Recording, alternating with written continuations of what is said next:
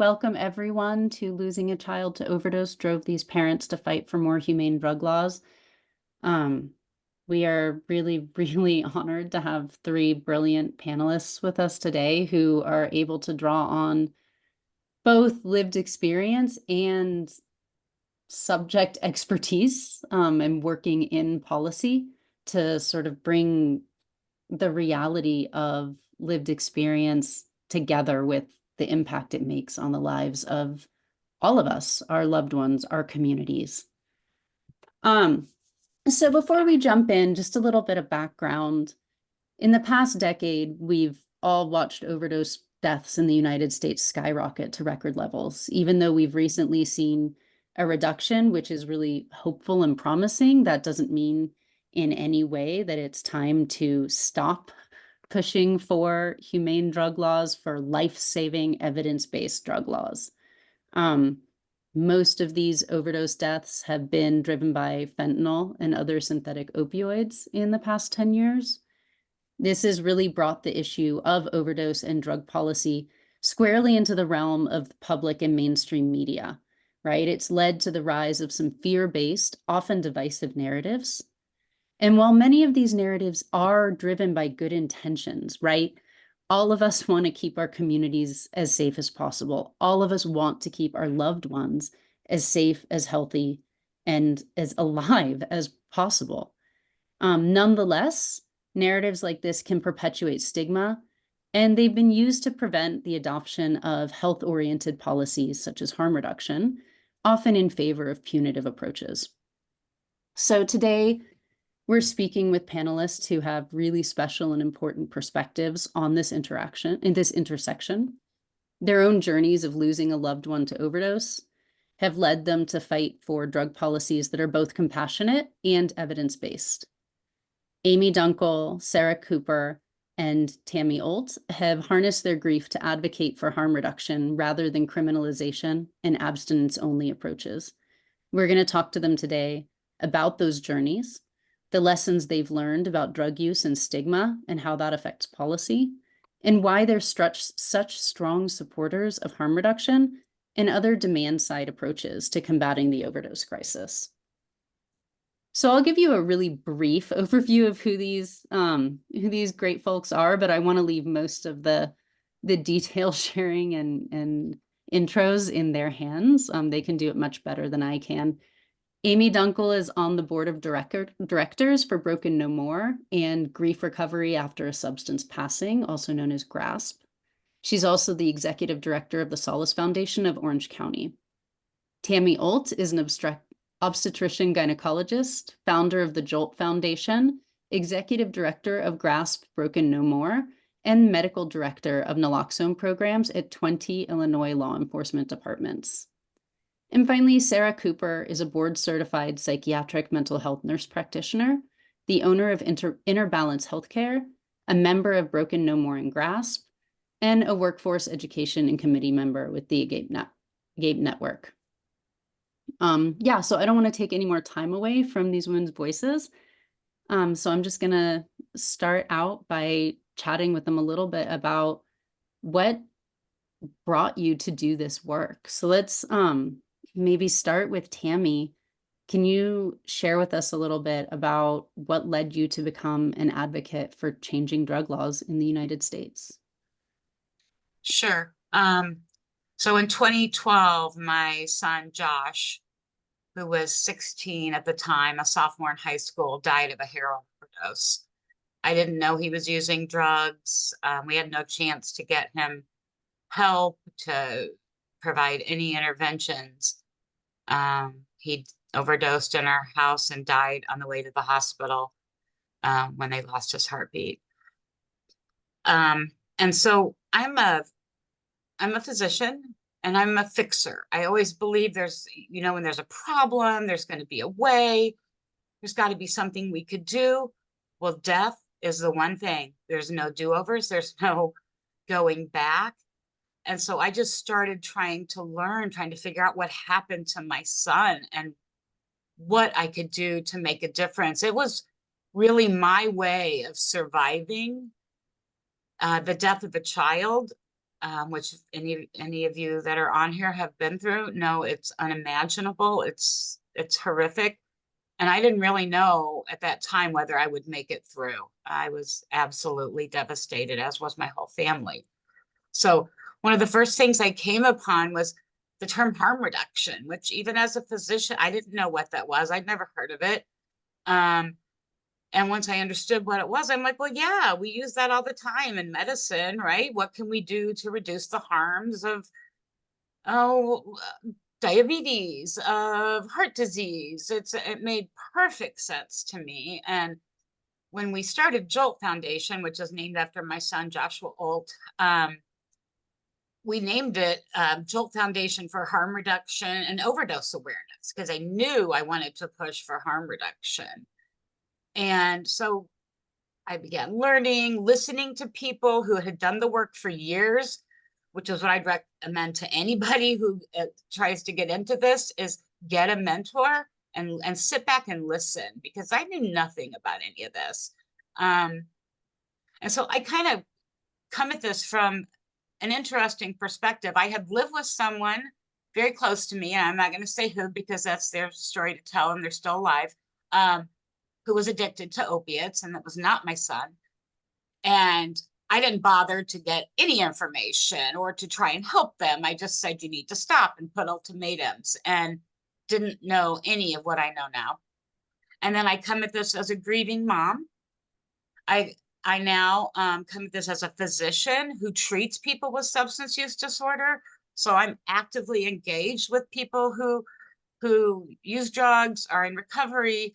And I've since learned, dealing with my patients, the extensive harm that comes from criminalization. I see their felony convictions for merely possessing a drug, and it destroys their lives. And then also Jolt Foundation is a comprehensive harm reduction program. So we deal with people in active use. So I also understand the harms that come to people in active use and what they need and how important harm reduction is, including syringe access, HIV and hepatitis C testing, all the health-based approaches that are needed. And I've educated myself, read tons of studies and literature, and listened to people. And one thing that I know is that harm reduction is an absolute good. I can stand and talk about it and know that it is the right thing. It saves lives. It gives dignity to some of the most stigmatized and marginalized people in our society, which is drug users. And I specifically treat pregnant drug users, and they are the most heavily stigmatized, because how could you be using drugs and be pregnant? So I'm a vocal advocate for women and keeping families together, and definitely against all of the criminalization, punishment, putting people in cages, because it doesn't work. It does not work. We have years of experience of doing it, and it's an abject failure. So especially as a physician, as a grieving mom, as a family member who's dealt with this, as a harm reductionist, I felt it is my obligation to stand up against harmful drug policy, because if not me, who? Our voices matter as grieving mothers, and doors open for me, especially as a physician. And I really feel it is my duty, my obligation, my moral and ethical responsibility to try and make change. So that's kind of my broad perspective of where I come from, why I do this, and why I'm so passionate about it, because I truly believe it's the right thing. Yeah, thanks, Tammy. I'm again sorry, so sorry for your loss, and Thank so you. thankful to all of you that you were able to take your loss and turn it into something that is potentially saving the lives of others and preventing others from experiencing the same thing. I think, as we go through this conversation today, one of the things that I think will stand out to the audience, and that stands out to me as someone who's been in drugs research and volunteered in harm reduction for decades now, this is a journey and it's not something everyone's familiar with from the time they're a teenager, right? Like this is all of us have different ways of learning about and seeing how drug policy affects people, and those perspectives and views really shape often what we advocate for and what we see. And so I think like the complexity of your perspective coming at it from so many different ways is really valuable and important. Let's go ahead and Amy, if you could share a bit of your story and what got you to this point. Sure. So, my story is different from Tammy's in that my son struggled before he died. So I was aware of his substance use. Um, I was aware from pretty much the start when I found out he was using heroin. And I guess what pushes me on is watching his suffering, seeing the pain in his eyes, knowing how desperately he wanted to get out of the hole that he found himself in. My complete lack of understanding. I was pushing for treatment, abstinence-based treatment. It's the only treatment I knew. So pushing him into treatment centers, first trying to find mental health support. He was failed by both systems. He's 20 years old when he died. He'd had 3 psychiatric holds. So clearly he had mental health issues. He was severely depressed. 3 treatment programs. And he died at 20, which is indicative of a failed system rather than a failed 20-year-old. I guess the circumstances surrounding his death also pushed me to go in this direction. Ben was with 3 people. I thought he was in a treatment center. He'd actually left the treatment center. And he was in a car with 3 people, and they left him alone in the car and went into a bank to get some money. And he was purple when they came back. And instead of calling for help, they dragged him out of the car. And they were, somebody came across them dragging his body and started chest compressions. One of the individuals was actually Ben's friend, and he was in a drug court program. So he would not call 911 because he knew he'd be sanctioned and returned to jail. So when people talk about drug court programs, it's really important that, in Orange County, they're abstinence-based and they're fear-based. So if you do something wrong, you're thrown back in jail. And this young man who was under the influence was too afraid to save his friend's life by calling 911. So Ben suffered a catastrophic brain injury. He was on life support for 8 days. He developed sepsis and MRSA pneumonia, which are things that I see on the street, MRSA and sepsis. So I use watching my son, struggle in those final days, seeing how he died. I used that and teaching people the importance of, safe supplies. I was very angry at first. Ben's death was investigated as a homicide, and when you're told that somebody was responsible or potentially responsible for your kid's death, it elicits something in you that provokes a response, and that is anger. I was angry. Why?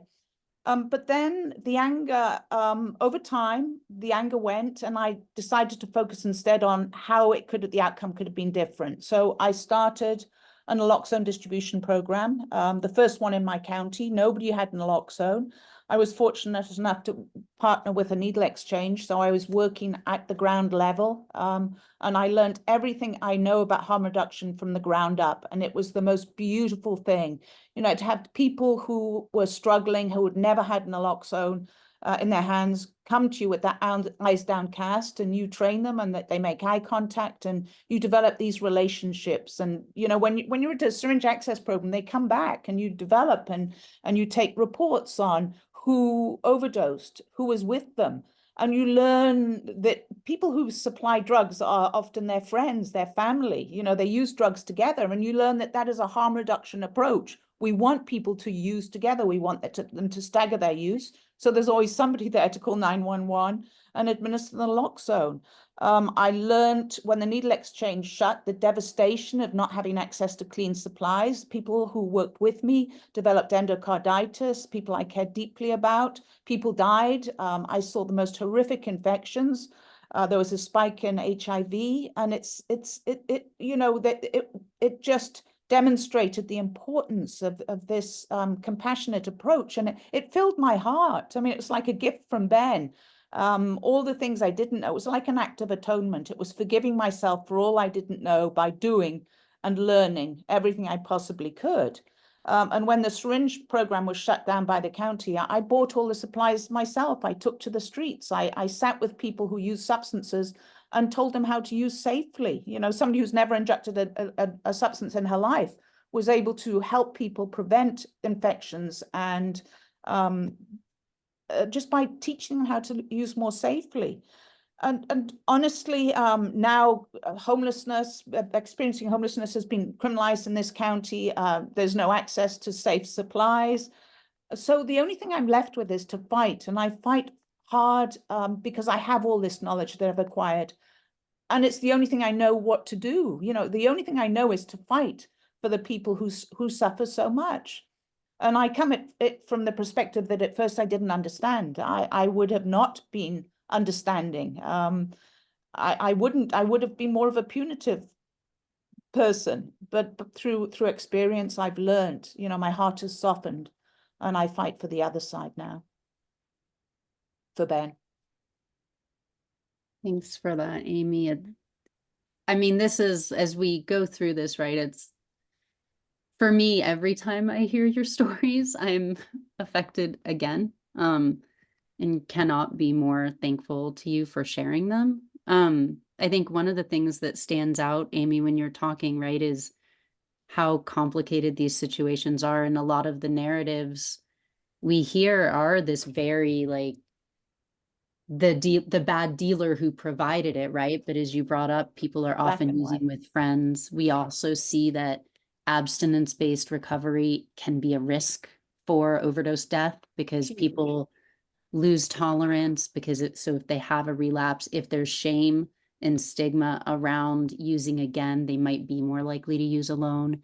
And then the policies in place, if we don't have really robust Good Samaritan laws in place and education around them for both law enforcement and people who use drugs, if they don't know that there's a Good Samaritan law in place that will protect them if they call 911, right? They're not as likely to. We've seen increases in awareness around getting naloxone into the hands of people who need it most. In the last 10 years, that's really stepped up, but it's still probably, it's not out there as much as it should be. And we'll talk more about those things as we go on. But I don't want to be remiss and leave out Sarah's story. And Sarah, if you could share a bit with us, that'd be Sure. appreciated. Hi, my name is Sarah Cooper and my son was, his name was Maxwell. Sorry, I just can't talk about him without getting upset. We knew he was struggling with drugs. It started in high school. We sent him to a wilderness program and there really wasn't much available for a juvenile. Most rehab programs would only take them when they were 18. And then once, of course, he turned 18, then it was up to him to decide if he was going or not. And he wouldn't go. He not only used drugs, but sold drugs, shared drugs. And shortly before he overdosed, he was arrested because somebody that he had gotten drugs for happened to be a Miami-Dade police officer's son who was found dead in his bedroom in the morning. And they took his phone and there was text messages back and forth. And my son was the one that supplied him the drugs, even though they were friends. And, you know, it's like, do you get after my girlfriend who pours the drink for me at her house because I then drove drunk and caused an accident and maybe killed somebody? I should be held accountable for that, not my friend. So my son was at home on home arrest, had an ankle monitor on, and they had a special prosecutor and they were going to charge him with drug-induced homicide. And we had done the Vivitrol shot for him that was required by the state. And he was due to go back for his shot that Wednesday and he overdosed 2 days before that, a few days after his 19th birthday. My husband and I performed CPR on him, and I actually had Narcan, but it was the injection at home. Gave him that and did CPR. He went to the hospital and he was on life support for a week. And unfortunately, he was brain dead and we had to remove the life support. Before this happened, I didn't know what harm reduction was. I didn't know about a clean needle exchange. Sorry. Program. I didn't know anything. You know, all I knew was that I had a son that was struggling, and I was really angry at him because I didn't understand what was his problem. You know, why was he using drugs? He didn't need to do that. He had everything. And anyway, I spent a lot of time being angry at him. So I went to a Drug Policy Alliance meeting, I believe, in Atlanta, and I met Tamara and Amy there. And I started learning what harm reduction was, right? About clean needles and Narcan, and meeting people where they were to get them help, because you can't help somebody who's dead. And our 3 boys are unfortunately dead, and nobody can help them. And all we can do is turn this around and help somebody else. And so I feel very strongly about drug-induced homicide laws, because, like I said, you're not going to charge my girlfriend with pouring me the drink, or buying me my drink at the bar, or the salesperson at 7-Eleven that sells me a pack of cigarettes that I then die from the lung cancer. And it's just really caused a lot of unnecessary overdoses with people, because they do say they are Good Samaritan laws, as have been discussed, but they're really not. I mean, they're Good Samaritan laws to me if I find somebody unresponsive and I give them CPR, right? But if it's the person that you're with and you use drugs together, well, some people are, but generally people are partying together, right? They're using their drugs, you drink together, you go to a bar, you drink together. And so it's really causing a lot of unnecessary overdoses, because they're scared. Nobody wants to call. Nobody wants to be blamed. And you can't blame the illness of addiction. That's who you can blame. You can't blame the person for sharing their drugs or for getting the drugs for the other person. And I think we really need to focus on the demand and not the supply, right? The supply is always going to be there, but why? Yeah. Thank you, Sarah. And again, so incredibly sorry for your loss. And I think, you know, the thing that stands out with all of these stories is that there are ways to prevent these deaths, right? And policy can be, it's certainly not enough, but it can be a part of, and needs to be a part of, that puzzle. And I think, you know, one of the things, Sarah, that you pointed out was your son was on Vivitrol, which is an FDA-approved medication, but it is the one FDA-approved medication for opioid use disorder that does not reduce risk for overdose death. Right? So It buprenorphine and increases it. methadone both do, but Vivitrol does not. And that's really the fact that someone on house arrest was on Vivitrol and that was mandated, I think, is a really powerful indication of how tied to abstinence-based programming we are, and how dangerous that can be for a lot of people. And that medications for opioid use disorder that are actually shown to reduce overdose death and overdose risk, methadone and buprenorphine, that's where our energy should be in terms of getting folks on those. So before, I want to go ahead and jump into one of the things that, you know, has sort of come up, and Sarah, you brought it up most explicitly, so I might just go right back to you. But what are some of the most concerning drug policy trends, or trends that you're seeing right now? And I'm leaving this open to all 3 of you, but let's start with Sarah. And are there any that are promising? Is there anything you're seeing that's making you hopeful? As of now, what I'm seeing is that more states are opening up the DIH laws, the drug-induced homicide laws, and really starting to push them.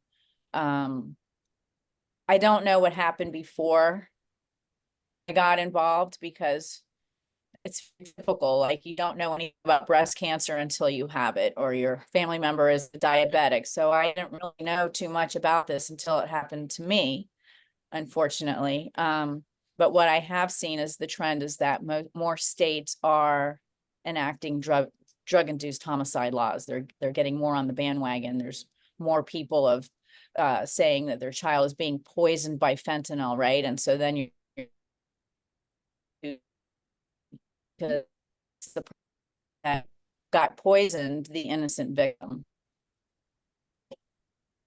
Yeah, and we And they're putting harsher penalties when fentanyl is involved. They're putting qualifiers on the drug-induced homicide laws for harsher penalties if fentanyl is involved. Which, when that drug is the only thing that a lot of, and you know, in different states, that's the only thing that's available on the streets. Well, of course, fentanyl is going to be involved. And I mean, it's just a total ramping up of the drug war laws, which is really a war. It's not a war on drugs, it's a war on people. And we're backsliding instead of moving forward and trying to, like you talked about in the beginning, a more compassionate, health-based approach. We're taking steps backward. And I think it's because lawmakers, politicians, families don't know what else to do. And so, of course, what does the United States go to? Punishment. Even though it's a failure, that's where we immediately go, because we don't know what else to do, even though we do know what to do, you know, which is treatment and harm reduction and, you know, change. Actually, we've actually created a perfect storm for all of these overdose deaths to happen. Our laws created it. But yeah, anyway, it's super depressing. We're taking steps backwards. The only thing I can see that is maybe better since the time I've been involved in this for the last 12 years is more naloxone availability. That's good. We get it, you know, we need to blanket the streets with it. But other than that, we're closing down syringe access programs in states instead of opening new ones. I don't know, we're taking steps backwards, and it's terrifying, and more people are gonna die. Thank God for naloxone, though. I mean, that most states, I think, have some availability, more in some states than others. Yeah.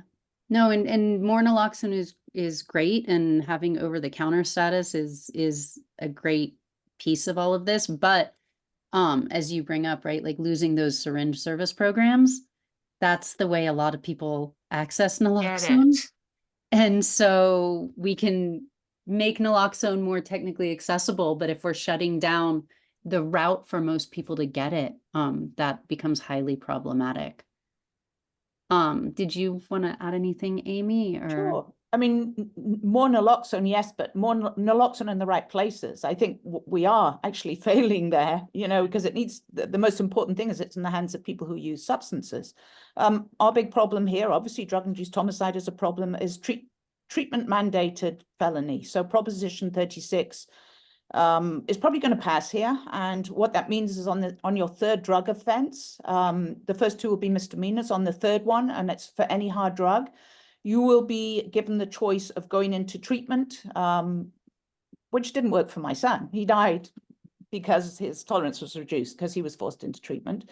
They'll be offered treatment or jail or prison. Okay, on this, and you know, we do not have treatment beds available. There is no treatment on demand. So, you know, I think the Department of Healthcare Services said that 70% of the state's 58 counties reported urgently needing residential addiction treatment. So there are no beds. Mental health wise, there are no beds. If you have somebody who struggles with a mental health issue, good luck. You know, I have a loved one who is a veteran, who has fought in a war, who tried to get to see a psychologist through the VA in October of last year. He was offered an in-person appointment 5.5 months out. That's a decorated war veteran. So if we can't even help our veterans, so we're going to fill the jails with people with mental health problems. We're going to fill the jails with people with substance use problems. And just to define what addiction is, it's a compulsive drug use despite negative consequences. So if you think threatening people with jail or prison is going to change their substance use, it's not. It just, fear and stigma pushed my son deeper into the abyss. So you push people away from their families. They lose their support team.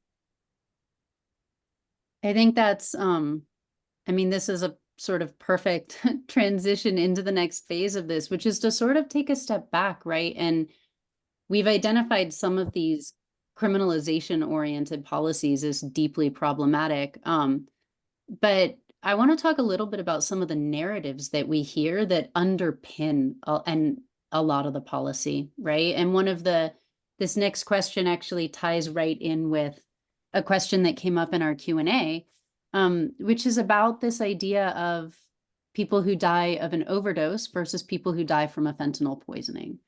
And so I think this is for folks, most people are probably aware of, have heard both of these terms, right? But oftentimes what we hear, just to give a little more context, we hear a lot of stories that set these up as two different things. There are people who die of an overdose who are maybe assumed to have done it intentionally or to have at least used that substance intentionally.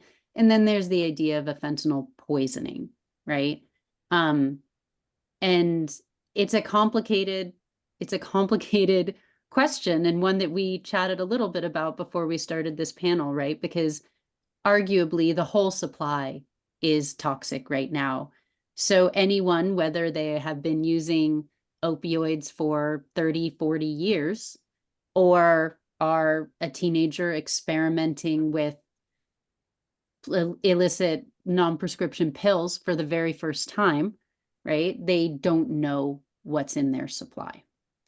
But let's go ahead and talk. I'd love to hear your thoughts on this issue and this dichotomy between these two narratives. So maybe this is something, Tammy, could you start as a healthcare provider? Could you talk a little bit about whether there's even a medical justification or benefit to this distinction? No, there is none. Like you said, our whole drug supply is toxic.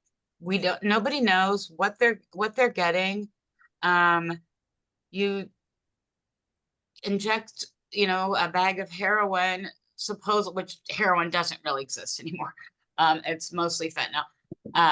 But you don't know the potency. You don't know, one sample can be less potent than the next, even within, the same bag. Nobody knows what they're getting.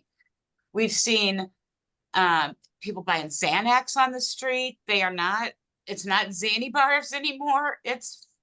Some of it's straight fentanyl.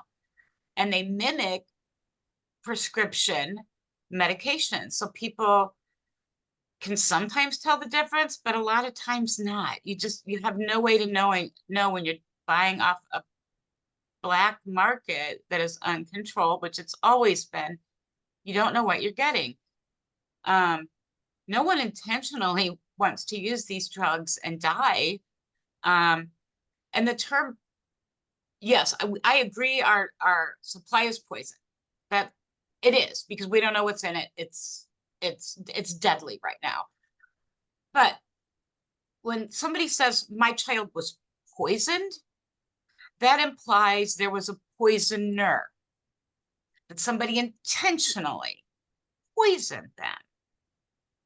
But that's not realizing what the drug supply is. It's a free market exchange, right? You buy the medication, you don't know what you're getting.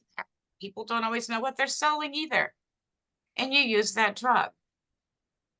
So the distinction that we've seen, and it's super painful and upsetting to a lot of us, is this separation of grieving parents. One group that has children who were poisoned. They were killed by somebody.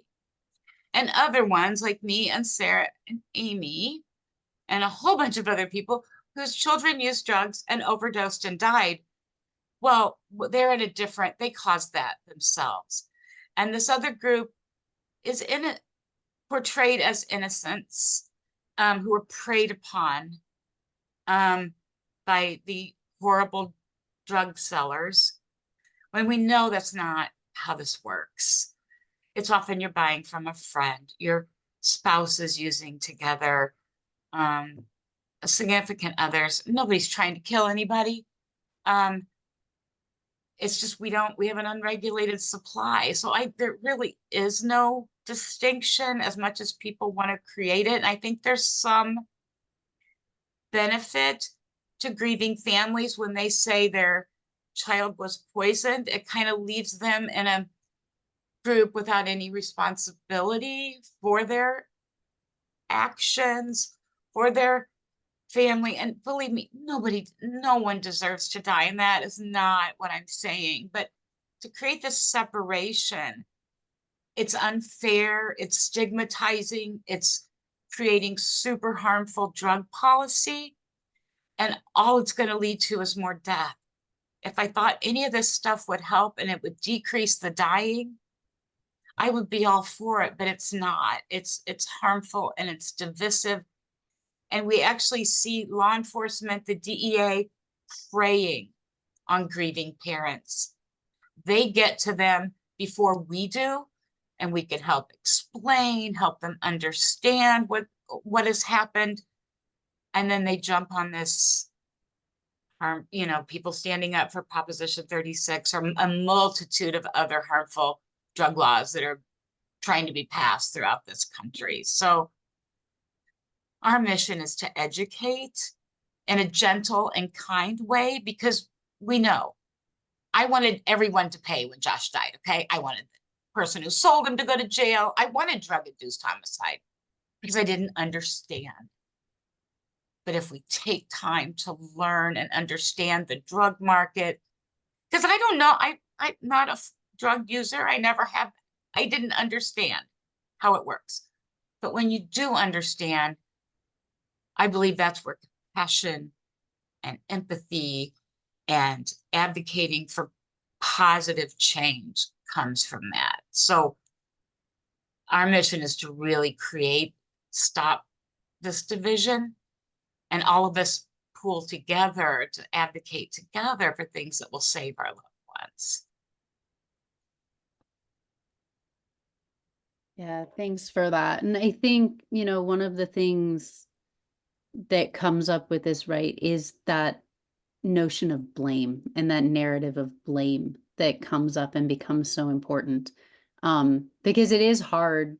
It's hard not to say that all of the overdose deaths that have been happening are poisonings, because of the fact that people have so little control over the market. But because of the fact that we see that word used sort of in opposition to overdose, it becomes really loaded, is what I'm hearing you say. And it becomes sort of the fuel for policies that are now going to criminalize another person and blame because of blame. Amy, can you talk a little bit about how you've seen this dynamic, this distinction between poisonings and overdoses come up in policies that you follow? I can. So I testified in opposition to a DIH bill. My son died from an overdose, and I was told by another parent, how dare you compare your son's overdose to my child's poisoning? If you knew what that did to me, the worst thing that ever happened to me in my life, a boy I absolutely cherished and adored, a boy who didn't want to die, to be told that his death is less than, he was stigmatized in life, he's stigmatized in death. When you are a parent who has lost a child to an overdose, you do your own postmortem. You spend a lifetime going through every stage of their childhood thinking, how did I fail? And then to be told outright, that you clearly did, because, my kid was a good kid. My kid was poisoned. Your kid used substances. It is just, it destroyed me. It brought me to my knees. Because it just hurt me for Ben, that I knew that how stigma affected him. You know, Ben started with pills just like these kids, but the thing is, he was prescribed them by a physician. So at first he started with pills, and then when he couldn't get and then he started taking pills that were not prescribed in a way that was not prescribed. The only reason he transitioned to heroin was because in 2012, 2011, we did this knee-jerk reaction. We started panicking and stopped prescribing pills, which meant that people who are physically dependent on pills, they weren't treated. They weren't given methadone. They weren't given buprenorphine. It went cold turkey. And so the only opioid that could make them feel well available was heroin, and that's what Ben did. So when we talk about poisoning, when we talk about blame, we are missing the whole point of how we got to this point. The blame used to be on the pharmaceutical companies because of the overprescribing, and now we're blaming a substance. There's always somebody to blame, and now the blame game is incredibly damaging, and it silences people with knowledge. I've acquired 10 years of knowledge from the ground up. I know a lot about the harmful practices of punitive punishments, but I am denied entry into these discussions on fentanyl because my kid died from the wrong opioid. I mean, how absurd is that? And it's a tragedy too, because I could share, you know, my knowledge, and other people could. So we could push for health-based policies, rather than punitive punishments that is just going to do far more harm. So yeah, it hurts, it cuts, it's incredibly hurtful and damaging. And you know, when I walked into that room, it was filled with parents. And I know anger because I felt it at first. I was totally unwelcome in that space. I was the only mother in opposition to this bill. And the overwhelming feeling in that room was just anger. And what anger and grief are a very, very bad pairing. It's so destructive. And these parents have to consider what it's doing to their surviving children. Carrying anger, it just destroys. It destroys everything it touches. And anger is an insatiable thing. You know, you never can get enough. The kid who provided the substance that took your child's life goes to jail, but that's not enough. You want more punishment, and it's just never ending. And it's I want to say how strong and courageous Amy was to do that when she's the lone voice on the other side, and there's a line of parents angry and grieving with their children's pictures. And Amy stood there alone, that lone voice, saying this isn't right, and standing up for what we believe in. And I just give her all the credit in the world, because not everybody can do that. I mean, she's a grieving parent too, but she knows what she was advocating for will save lives. And I just want to say thank you to Amy for doing it, because it's hard, really hard. Tammy, thank you. Yeah, I think this issue of blame, right, is something that really is at the core of so much of what we're seeing. We see it as sort of something that helps frame the idea that some people are more or less deserving of services, more or less deserving of treatment, more or less deserving of access to harm reduction even. And I think one of the things that is worth talking a little bit about, right, is how complicated the reality is in drug acquisition, where people get drugs. And all three of you have touched on this, right? Like getting it from friends, using with friends. One of the things I saw in 5 years of ethnographic research with folks who were actively using was the extent to which sharing drugs was often connected to survival. The ability to maybe have a hotel room for a night. Maybe it meant that you shared with people, or because most of my research was methamphetamine based, like it was often associated with a feeling of being able to stay awake all night meant you felt safer because you didn't worry that someone was going to rob you in your sleep or something bad was going to happen while you were sleeping. So the way people shared drugs is not only embedded in their networks, right? But it's often there are really complicated motivations behind all of it. It could be about having a place to stay. It could be that the people you use drugs with are the only people who are still being kind to you. There's all kinds of things and motivations that happen. And so when we start turning this into a blame game, we're really potentially damaging people on multiple levels and reducing their willingness and ability to engage with the very systems and people that could serve them best and help them actually improve their health.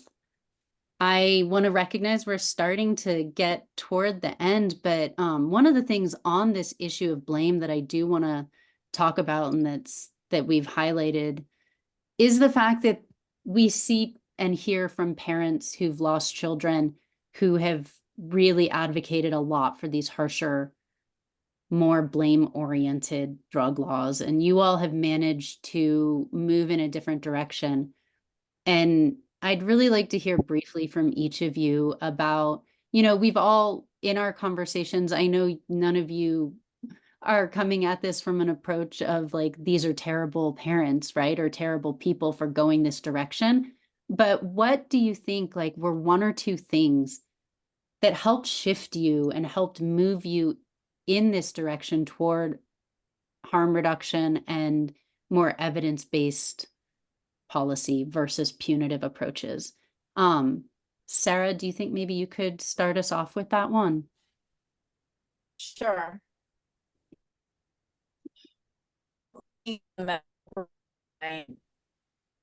Focus on things that are scientifically based. So, you look at the probabilities is actually trying to poison somebody else is not something like that's very logical, right? So you're sharing your drug. Oh, we're losing you. I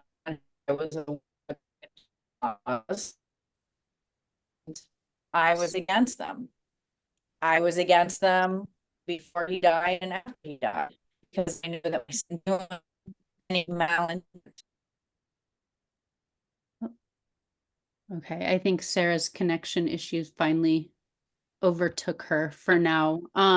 Well, if she's able to rejoin us, we'll let her finish. But Amy, do you want to speak a little bit to sort of what it is that helped you make that transition?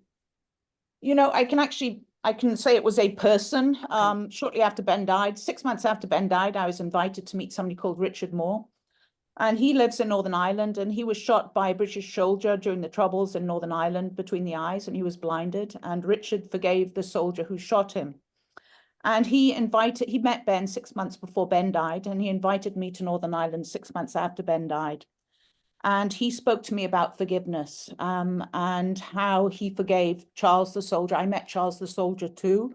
And he spoke about how that anger destroys you from the inside out. It's like drinking poison and expecting the other to die. And he spoke to me about how forgiveness was a gift to myself. It can't change the past. It can't bring Ben back, but it can change my future. And I can tell you that, at first I was thinking, Richard, you lost your eyes. I lost my kid. But what he said resonated so deeply with me. And when I found out that I just let go of the anger and forgiven, I felt this incredible lightness. And I also had vision as to how I could change policies that could keep people alive. So letting go of the anger allowed me to see more clearly how I could save lives. So it was a person who changed me, and he's a wonderful human being, and he taught me what forgiveness gives. Yeah, that's really powerful. Tammy, do you I'm have? the same as Amy. I mean, Yeah. to heal from grief, you have to forgive. So I sat one night and I forgave everybody who I thought was to blame or was involved, because I knew I wasn't going to heal. I wasn't going to be able to move forward with my life with the anger I felt. And I remember I had a grief therapist, and she said, I still feel so like I'll cry and feel so tense. And she said, let me ask you something. Have you forgiven Josh? And I said, nah. So I sat one night and kind of meditated and talked to Josh and forgave him. And that's when I could really let go and be able to experience life again, be able to do the things that I needed to do to help other people. Because the only thing, hate and anger, the only person it hurts is you. I mean, and this applies to any situation, really. I mean, we all have things in our life where things happen that are terrible, but holding on to hate and anger is no way to live life. And so that helped me be able to move forward and know and be able to actually listen and understand and know that. And of course, Sarah brought it up. I'm a scientist. I want to do scientific and evidence-based interventions, not knee-jerk reactions that are going to save lives. So yeah, forgiveness and science is helped me let go of the blame. There's no reason to hang on to it. And in fact, you have to let go. Or that's what I always tell our Grafts members. The blame game will drive you mad. At some point, you have to let that go and to be able to move on. And whether that's just to heal and live life, or it's to be an advocate, whatever it is, it's absolutely necessary. Sarah, can you sum up in a couple of sentences? Because unfortunately, when you were talking before, your connection was fighting with you. If you can sum up what you were saying, because I know you were making important points about sort of your own transition. Journey. So had any, I was more forward my son. Yeah, Get anybody that oh, Sarah, I Slack. still can't understand you. I don't know if. So I think Can we may have Is that lost any better? understand. Yes, that's better. Okay, I'm just have to round. I'm sorry. Good. I didn't blame anybody. Is it gone again? No, you're good. My anger was more towards my son, not towards anybody that he got the drugs from. And I just think you have to learn how to live your life in sadness, right? Because our children are gone. So our child died. We have to learn how to live your life every day without them. And always live in sadness, but not in anger. But I really think like the stigma and, all of that goes along with somebody that uses drugs is what hurts more than anything. Is the stigma and the judgment. And that drives these people to, like what they were saying, I think Tammy was saying before, like, well, not my child. My child is not a drug user or an addict. Like, let's get away from that narrative. They use drugs. We want to try and keep people alive. That's the main thing here.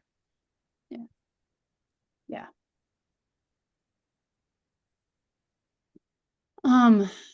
Well, I want to thank you all. We've only got a couple of minutes left to get to our Q&A. I feel like the stories that you all were sharing are so important. And we're answering some of these issues along the way.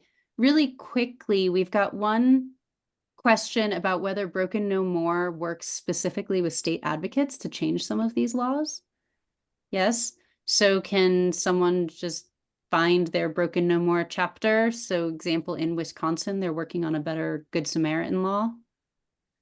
They would need to go to our Broken No More website, and it's divided into areas like for legislators to contact us, parents and media, and they can contact us. We are actively gathering groups of advocates in every state in the United States so that we can get together when we see harmful laws come by, that we have people in every state ready to act, and we're happy to help write letters to the editor, to help train people to stand at their legislatures. So if they go on our website and contact us through there, we're happy to help however we can. It's brokennomore.org. Perfect. Thank you. And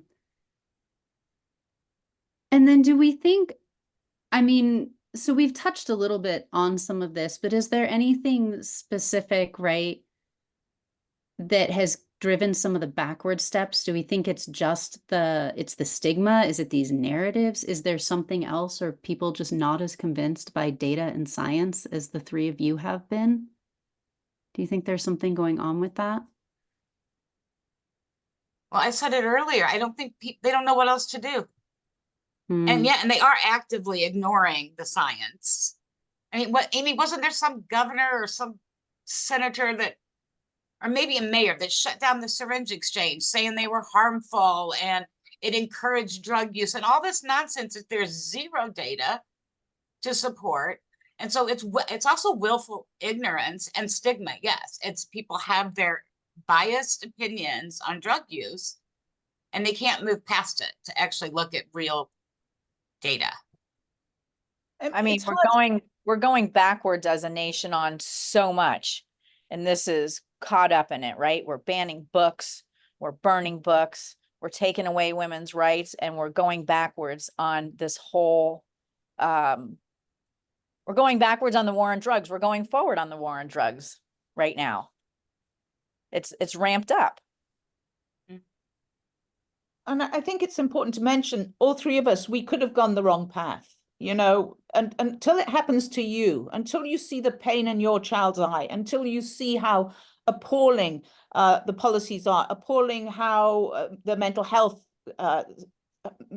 care is, how abysmal treatment is. It's just all about the money.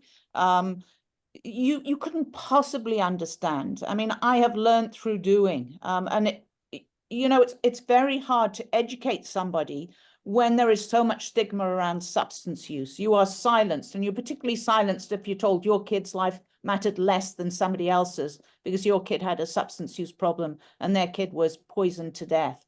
So it's silencing. It's incredibly damaging. So it's about education. How do we teach people the right way? It's science, yes, data, yes, but it's also narrative.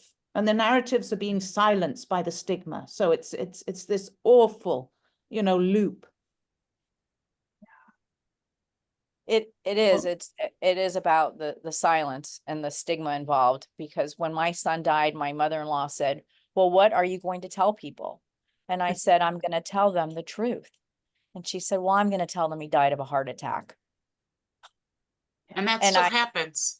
Yes, but the more that I have opened up, the more that someone will say to me, oh my gosh, that, you know, I had a cousin or my brother or my uncle. And then when you explain things like oh my God, a needle exchange program? Well, you're encouraging drug use. I said, well, are you encouraging kids to have sex by giving them condoms? No, they're still going to have sex, but they should have it safely. Same thing with the harm reduction. They're still going to use the drugs, but they can use them safely and stay alive until hopefully they can seek recovery when they're ready. Not when we're ready, when they're ready. Yeah. Yeah. And that's a pretty powerful place for us to wrap up. I want to just extend, not from just me, but I've got multiple comments in our Q&A here of people just thanking all three of you for speaking up. And, you know, this is the opposite of that silence that can be so problematic, and really showing an example of the fact that all of us are part of one community, right? Like we are, like, and I think that's maybe the role that overcoming the silence really, what it really does for us is it reminds folks that all of us are affected by this in some way, shape, or form. We're all in it together. And so what can we do to help prevent these preventable deaths?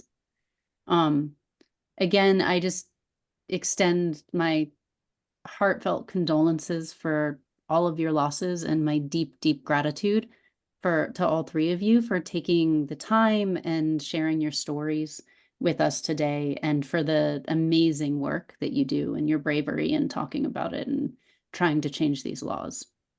So thank you all, and thanks to our wonderful participants who stuck it out. I know we're over our 1 hour, but yeah, I'm really thankful to all of you and for the great questions that were asked.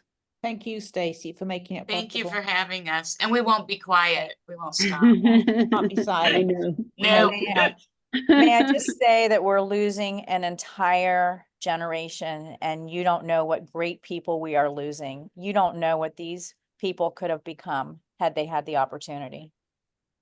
Yeah. Yeah. Right. Thank you all so much, and we will. Thank you. Thanks. Yeah. Thanks, Stacey. Thank you. Bye.